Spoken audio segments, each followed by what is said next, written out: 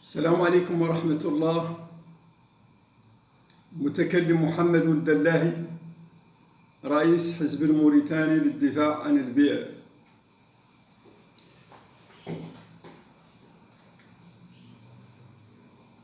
La voix de l'opprimé, صوت المظلوم. Mauritaniens, Mauritaniennes, nous sommes à la veille de ces élections législatives communales. Et demain, nous serons en face des élections présidentielles. Mais j'aimerais attirer votre attention, mes chers compatriotes de l'intérieur et de l'extérieur. À quoi servent ces élections réellement? Qu'est-ce qui nous a servi aussi? Le fait de partir dans le passé, dans les élections depuis plus de 30 ans. Est-ce que la situation de la population s'est améliorée? Est-ce qu'il y a eu le partage des richesses? Est-ce qu'il y a eu la démocratie, l'égalité? Est-ce qu'il y a eu l'unité nationale? Est-ce qu'on a aussi amélioré la situation économique des populations mauritaniennes depuis plus de 30 ans dans les élections? Est-ce que le problème du passif humanitaire a été résolu? Est-ce que le problème de l'état civil a été résolu par certains députés qu'on avait élus de l'opposition? Pas tous, il y a des exceptions. Il y a des députés de l'opposition que je respecte, beaucoup d'ailleurs. Mais ils ne peuvent pas améliorer la situation vu leur minorité au Parlement. Le peuple, depuis plus de 30 ans, vous attirez le peuple vers les élections. Mais cela n'a jamais amélioré la situation. Nous sommes toujours au point de départ. Le peuple est toujours au point de départ. Le peuple est affamé. Il n'a pas de soins, il n'a pas de quoi manger, il n'a pas de travail, il n'a pas d'électricité, il n'a pas un toit où habiter. L'agriculture est complètement entre les mains des barons qui n'en font rien parce qu'ils ont occupé ces terres uniquement pour ne pas laisser le peuple devenir des agriculteurs et gagner de l'argent et être prospères. Préfèrent les affamer. Est-ce que la situation de l'état civil a été réglée? Est-ce que le découpage électoral a été réglé? Est-ce que le problème de la diaspora à l'étranger a été réglé?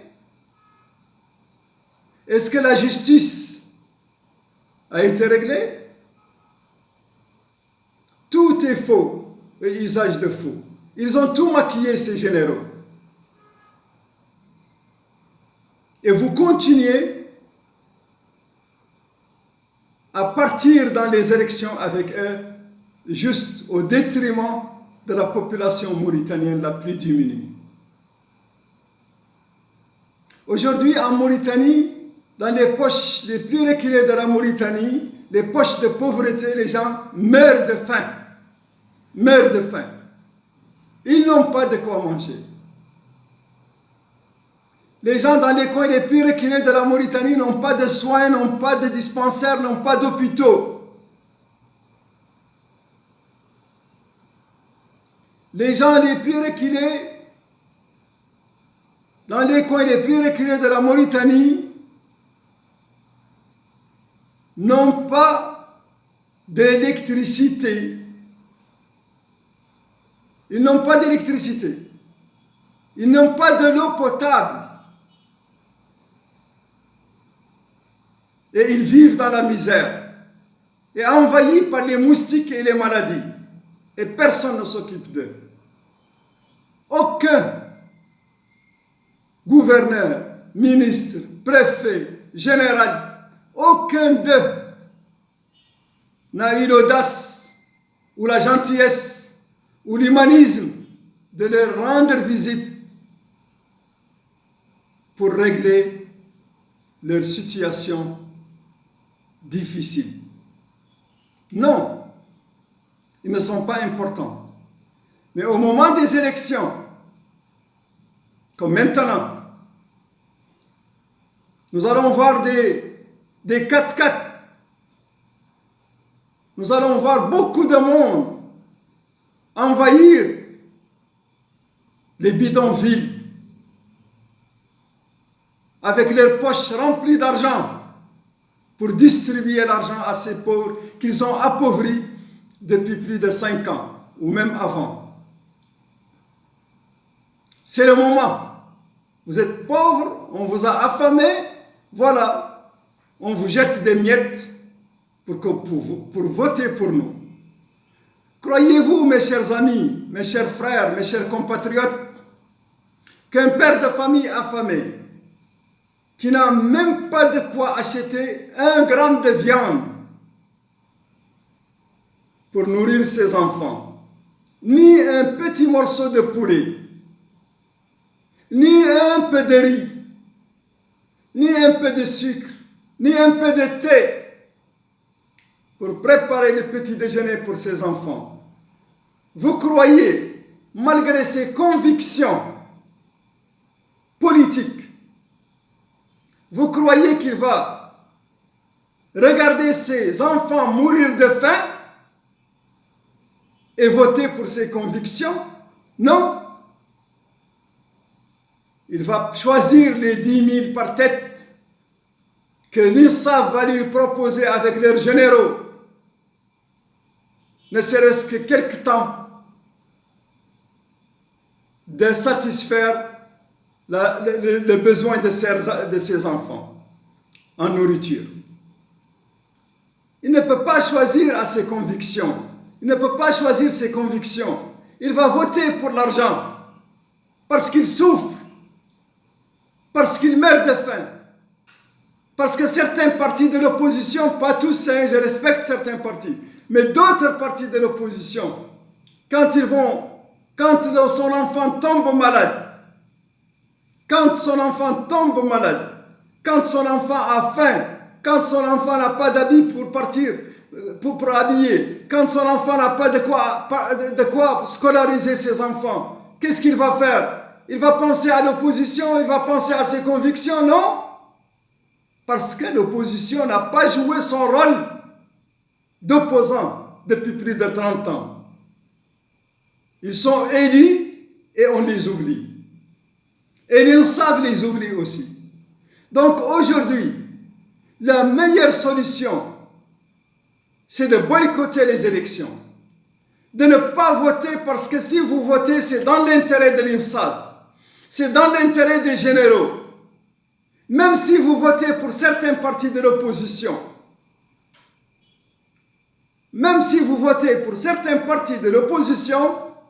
cela ne va pas arranger vos problèmes de misère. Parce que l'opposition sera toujours minoritaire au sein du Parlement. Et quand l'opposition est minoritaire au sein du Parlement, elle ne peut pas voter une loi. Elle ne peut pas. C'est toujours ce qui vient des généraux et de l'INSAF qui sera voté à l'unanimité parce qu'ils ont la majorité. Ils ont le parti INSAF et les partis qui se disent de la majorité présidentielle. Et finalement, ils vont vous battre parce qu'il y a 2 poids et 2 mesures. L'opposition est pauvre. Ils ont appauvri l'opposition, ils font exprès. Les partis de l'opposition peinent à peine à louer une voiture, peinent à faire un meeting. Pourquoi? Parce qu'ils n'ont pas d'argent et l'État n'a pas donné de l'argent à part égale. C'est ça qui se fait dans des démocraties. pour faire des élections. Vous prenez un parti qui n'a absolument rien, et vous prenez aussi un parti milliardaire qui a l'État derrière lui. Il peut nommer dans le gouvernement, il peut choisir faire tout ce qu'il veut au sein du gouvernement, il peut donner de l'argent, il peut donner des terrains, il peut favoriser beaucoup de personnes qui sont des misérables. Les gens vont courir derrière ce parti. Ils ne vont pas penser à l'opposition. Et même si certains pensent à l'opposition, vous ne pouvez pas avoir plus de 15 députés au sein du Parlement. Et ça ne sert pas à quelque chose pour la population. Je le répète, ça ne sert pas à... Même si vous avez 20 députés, 30 députés, ça ne sert à rien pour la population. Parce que vous ne pouvez pas arrêter une loi. Vous ne pouvez pas arrêter une loi qui est au détriment de la population. Parce que vous ne pouvez pas voter une loi qui va augmenter les salaires des enseignants, les salaires des petits policiers, les salaires de nos militaires qui se trouvent dans la brousse en train de protéger notre pays. Vous ne pouvez pas arrêter aucune loi. Tout cela sera dans l'intérêt tout simplement des généraux et de l'INSAF, le parti qui dirige le pays, comme d'habitude.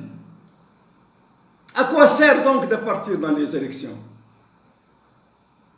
Nous devons unir nos efforts ensemble, qu'ils soient arabo-berbères, qu'ils soient négro-africains, pour affronter ces militaires. C'est pas ces militaires.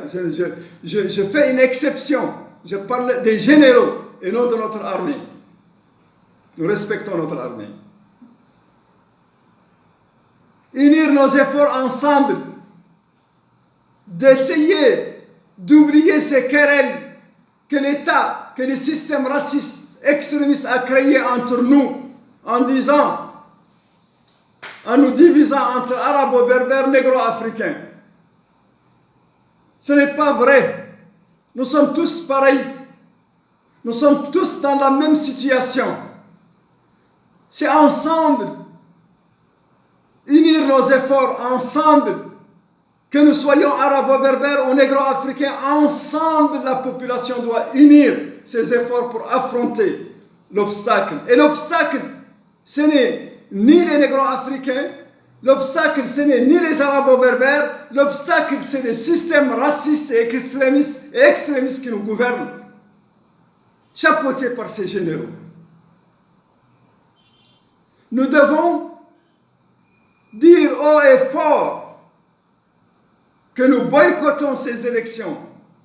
Nous devons tous ensemble descendre dans la rue, comme tous les peuples, réclamer nos droits, réclamer la justice, réclamer la démocratie, réclamer le partage des richesses, réclamer notre dignité et la dignité de nos enfants.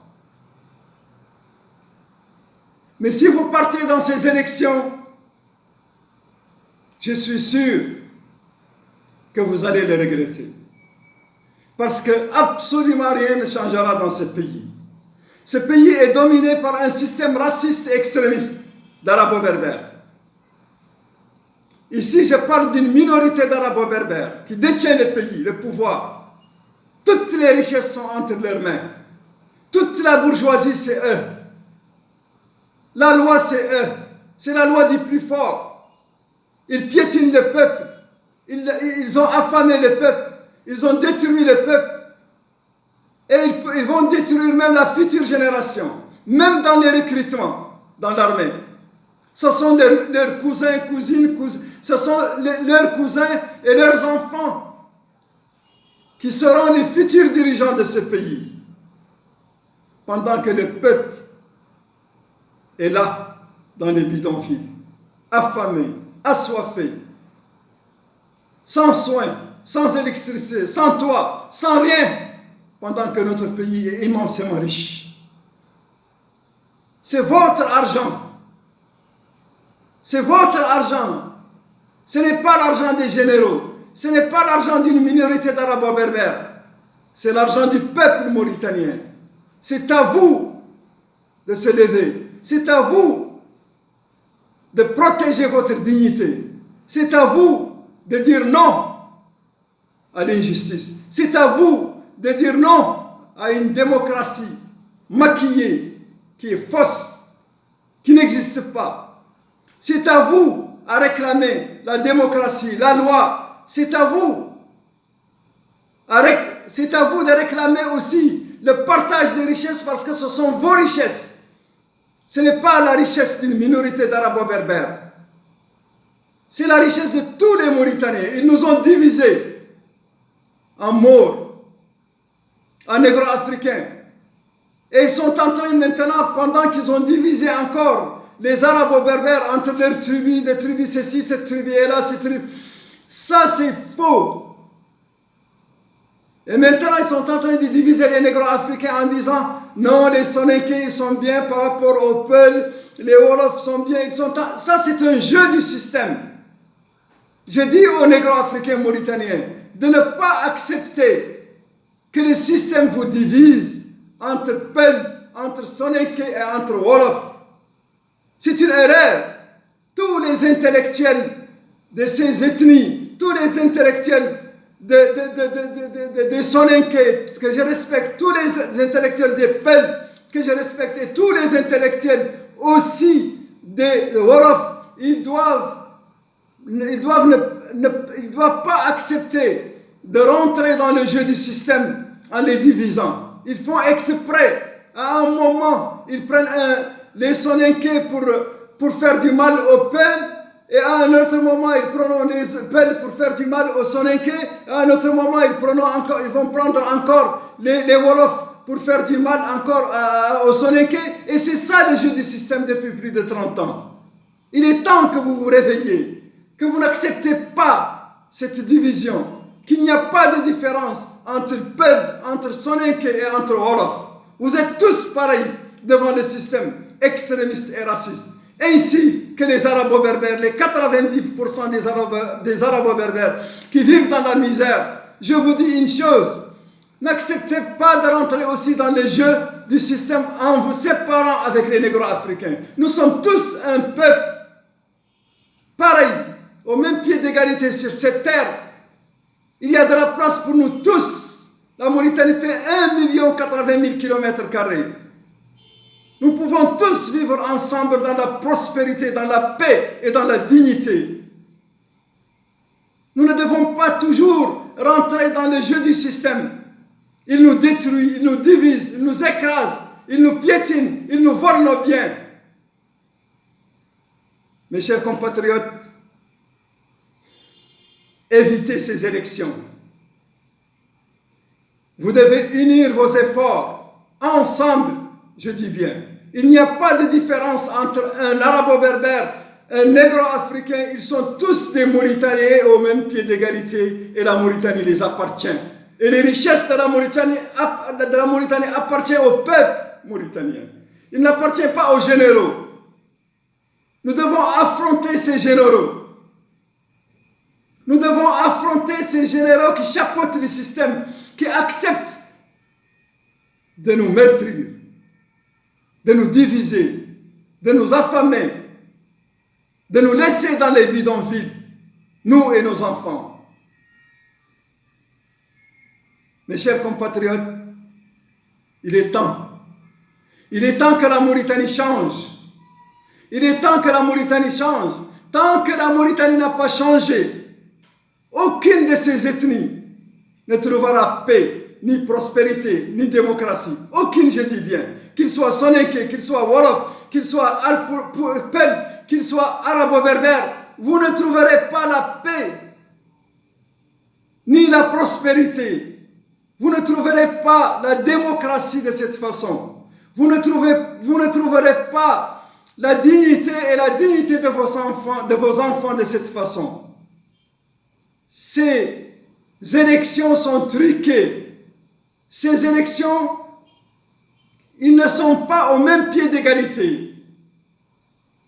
Il y a l'État qui est immensément riche et les généraux qui sont très riches avec leurs grands partis Ils ont le pouvoir avec eux. Et vous, vous n'avez rien. Vous ne pouvez pas les affronter. Parce qu'il n'y a pas de démocratie. Vous ne pouvez pas les affronter démocratiquement parce que la démocratie n'existe pas. La justice n'existe pas dans ce pays. Et ça, elle n'existe pas. Ça fait plus de 30 ans qu'il n'y a pas de justice dans ce pays. Et nous, le peuple mauritanien, ce dont nous avons besoin, c'est la justice. Nous avons besoin de la justice. Sans la justice, nous ne pouvons pas faire des élections. Je vous le répète encore, cette CENI ne représente rien du tout. La CENI, c'est juste un pilier du pouvoir. Et je sais aussi que toutes ces élections, c'est une mascarade. Toutes ces élections, c'est une mascarade. Parce que les députés qui seront élus sont connus déjà. Les députés de l'opposition qui seront élus sont connus déjà. Mais à quoi sert leur élection s'ils ne peuvent pas arrêter une loi, s'ils ne peuvent pas voter une loi pour la population, pour protéger la population mauritanienne? Mes chers compatriotes, je pense que la Mauritanie a besoin de ses fils, tous ensemble. Il n'y a pas de différence entre un noir et un arabo-berbère. Nous sommes le peuple de ce pays. Et nous devons nous réconcilier, nous d'abord, les intellectuels de ce pays. Nous devons réconcilier toutes les ethnies et trouver des solutions ensemble. Sans cela, nous allons encore, nous et nos enfants, vivre longtemps dans la misère, dans la crasse et dans l'ignorance. À bon entendeur, salut.